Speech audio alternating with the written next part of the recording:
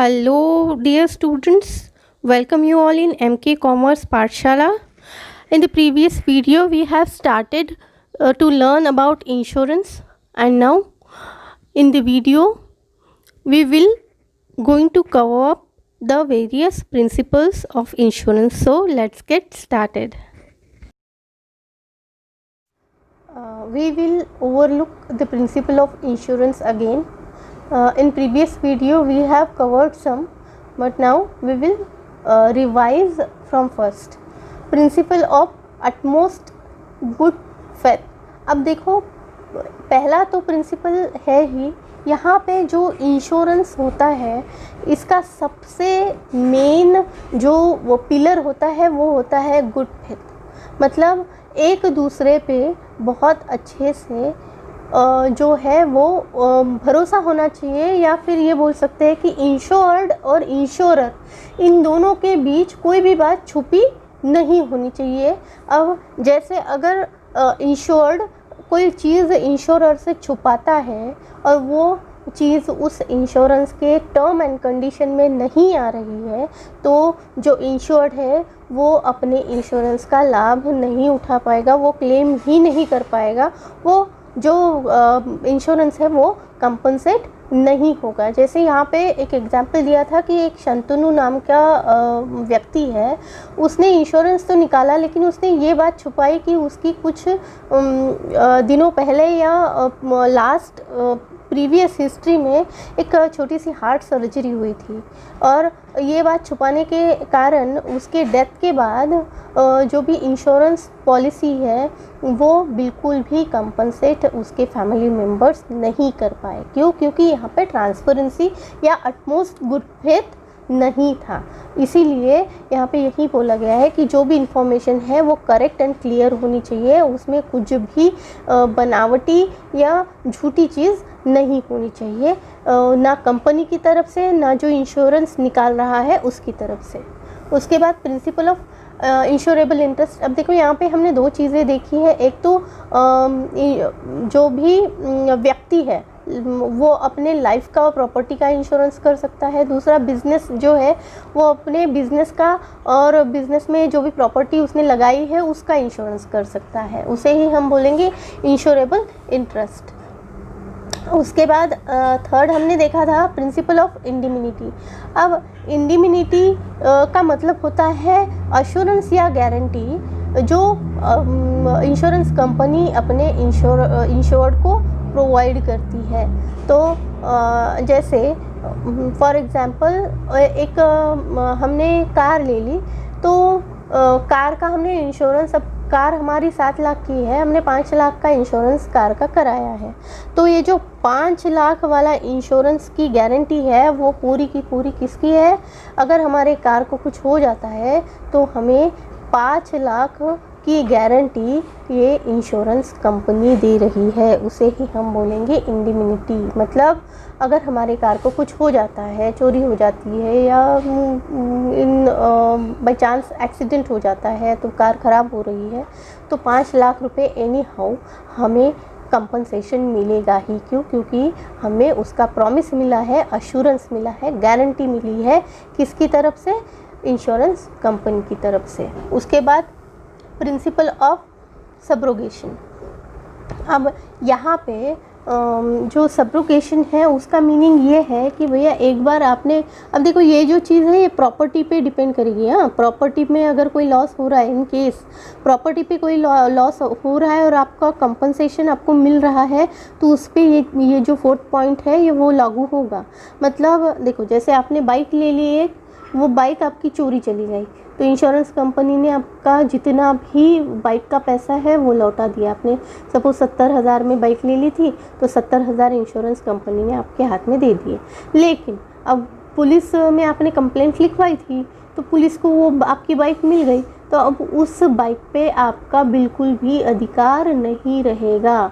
वो बाइक अब पूरी तरह से इंश्योरेंस कंपनी की हो जाएगी। क्यों? क्योंकि उसके एवज में पूरी तरह से पैसे आपको मिल गए हैं। तो इसे ही बोलते हैं हम प्रिंसिपल ऑफ सबऑर्डिनेशन। उसके बाद प्रिंसिपल ऑफ कंट्रीब्यूशन। अब प्रिंसिपल ऑफ कंट्रीब्यूशन का मतलब है आप मल्टीपल इंश्योरेंस पॉलिसीज़ निकाल सकते हो और डिपेंड करता है कौन सी पॉलिसी की कौन सी पॉलिसी कितने रिस्क के लिए आपने कवर की है। मतलब यहाँ पे एग्जांपल दिया है कि टी नाम के इंश्योरेंस कंपनी से आपने अपने जो भी प्रॉपर्टी है कितने की 2,50,000 की, मतलब 2.5 लाख की प्रॉपर्टी जो है वो आपने इंश्योरेंस कराई। आपकी कोई प्रॉपर्टी है, मतलब ज़मीन का टुकड़ा होगा या कुछ भी, या मशीनरी होगी बिज़नेस का अगर सोचे, वो उसकी कीमत है 2,50,000।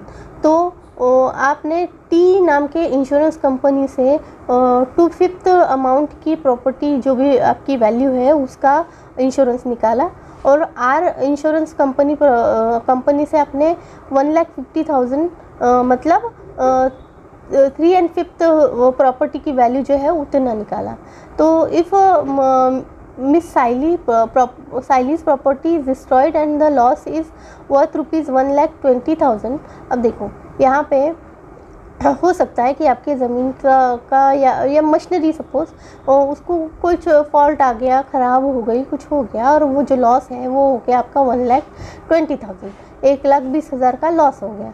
तो अब होगा ये कि both insurance will contribute towards actual loss. अब जो भी आपका लॉस हुआ है 1,20,000 का, उसके लिए आपको जो टी इंश्योरेंस कंपनी है वो भी पैसा देगी और जो आर इंश्योरेंस कंपनी है वो भी पैसा देगी, लेकिन जिस प्रपोर्शन में आपने कंट्रीब्यूट किया था उस प्रपोर्शन में आपको पैसा मिलेगा। जैसे कंपनी टी जो है वो 2/5 अमाउंट जो आपका लॉस है वो रिकवर करेगा और वो होगा 48,000, और कंपनी आर जो है वो 72,000 देगी।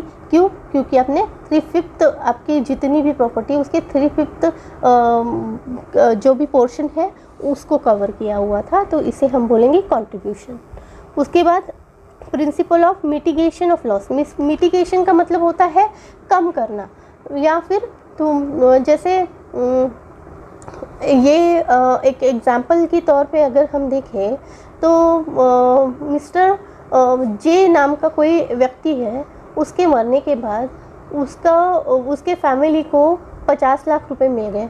तो अब देखो लॉस पूरी तरह से रिकवर तो नहीं होगा, क्यों? क्योंकि जो मिस्टर जे है वो तो चला गया, उसको कोई वापस नहीं ला पाएगा, लेकिन जो भी फाइनेंशियल हेल्प 50 लाख रुपए की उसके फैमिली के लिए होगी वो बहुत हेल्पफुल साबित हो सकती है। तो उसे ही हम बोलते हैं मिटिगेशन ऑफ लॉस, मतलब जो भी लॉस है उसको थोड़ा बहुत कवर कर देना या कम कर देना। ठीक है। Insured must always try to minimise the loss of the property. सही बात है, अगर प्रॉपर्टी में इन केस कोई लॉस हो रहा है, कोई बहुत भारी नुकसान हो रहा है, तो जो इंश्योर्ड है वो हमेशा ट्राई करेगा कि जो भी लॉस है वो कम से कम हो या फिर ज़्यादा से ज़्यादा वो रिकवर कर पाए। ठीक है। The insured must take all possible measures and necessary steps to control and reduce losses. Hence, it is the responsibility of the insured to protect the property and avoid loss.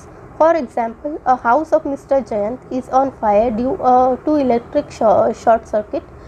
In the case, Mr. Jayant cannot remain passive and must try his best to save his house from fire. Mr. Jayant must be active and cannot watch his house burn just because house is insured. अब देखो यहाँ पे बहुत अच्छा example इन्होंने दिया है कि एक जयंत नाम के सज्जन हैं, उनके घर में शॉर्ट सर्किट हो गया जिसकी वजह से आग लगी। तो जयंत ने ऑलरेडी इंश्योरेंस तो निकाल रखा है घर का, लेकिन वो देखते बैठेंगे क्या कि जाने दो इंश्योरेंस तो निकाल रहा है, वो देखते हैं घर जलता है तो जलता है, कितना जलता है क्या है देखते हैं खड़े रह के। ऐसे हो सकता है क्या? नहीं। मिस्टर जैन क्या करेंगे? तुरंत भागेंगे, तुरंत आग बुझाने की कोशिश करेंगे। तो वो सोचेंगे कि भाई जो भी लॉस है वो कम से कम हो। मतलब यही चीज़ यहाँ पे दी हुई है कि आप अगर मिस्टर जैन के घर को आग लग गई है तो वो देखते नहीं बैठेंगे, क्योंकि उन्होंने इंश्योरेंस कर रखा है। वो ट्राई करेंगे कि नहीं बाबा मेरा घर है, वो आग तो पकड़ लिए लेकिन अभी ये फैले ना, ये इसकी वो जो है वो सावधानी बरतेंगे इसके लिए। उसके बाद है प्रिंसिपल ऑफ कौसा प्रॉक्सिमा। अब यहाँ पे कौसा प्रॉक्सिमा का मतलब होता है जो भी लॉस है, जो भी कारण है लॉस का वो ढूंढे और कम से कम, मतलब जो भी लॉस आपका हो रहा है उसका रीज़न ढूंढ के जो लॉस है वो ज़्यादा से ज़्यादा रिकवर करने की कोशिश, ठीक है, उसे हम बोलेंगे कौसा प्रॉक्सिमा। अब यहाँ पे देखो, यहाँ house was insured against the risk of theft. There was a theft in the house and before leaving the house was set on fire by thieves. Now there are 2 cases of loss, theft and fire. अब देखो यहाँ पे example दिया हुआ है कि एक घर है, उस घर के जो भी घर का ओनर है उसने घर में जो भी चोरी होती है उसके अगेंस्ट इंश्योरेंस करवा रखा है। अब देखो चोर आए, उन्होंने चोरी भी की और साथ ही में घर में आग भी लगा दी, तो अब 2 लॉस के कॉजेस हो गए, ठीक है। तो एक तो हो गया चोरी और ऊपर जो घर जल गया वो अलग, तो ऐसी सिचुएशन को हम बोलेंगे कौसा प्रॉक्सिमा। अब होगा ये कि जो भी ओनर है उस घर का, उसको सिर्फ़ और सिर्फ जो सामान उसके घर से चोरी किया हुआ है उसी के पैसे मिलेंगे। घर जो जल गया वो तो गया, उसका कुछ नहीं मिलने वाला। तो यही सारे प्रिंसिपल्स है गाइस। नोट्स बनाइए, शेयर कीजिए ज़्यादा से ज़्यादा स्टूडेंट्स, प्लीज़ लाइटली मत लीजिए इन सारी चीज़ों को। ये बहुत इजीली समझ में आने वाली चीज़ें नहीं हैं। अगर कुछ समझ में नहीं आता है तो पूछिए, क्वेरी कीजिए। Take care and bye bye.